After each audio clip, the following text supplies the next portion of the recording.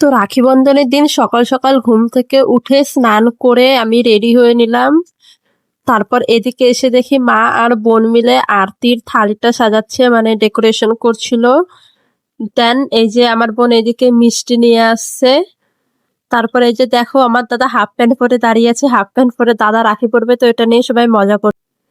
তারপরে আমার জেঠুর মেয়ে দাদাকে রাখি পরিয়ে দিল।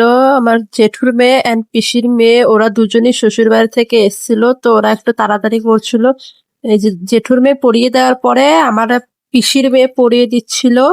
আমার পিসির মেয়ের হয়ে যাওয়ার পরে তারপরে এই যে আমি আসলাম পরিয়ে দিলাম। রাখি পরিয়ে দেওয়ার পরে দাদাকে ভালো করে আশীর্বাদ করলাম যেন দাদার তাড়াতাড়ি বিয়ে হয়ে যায়।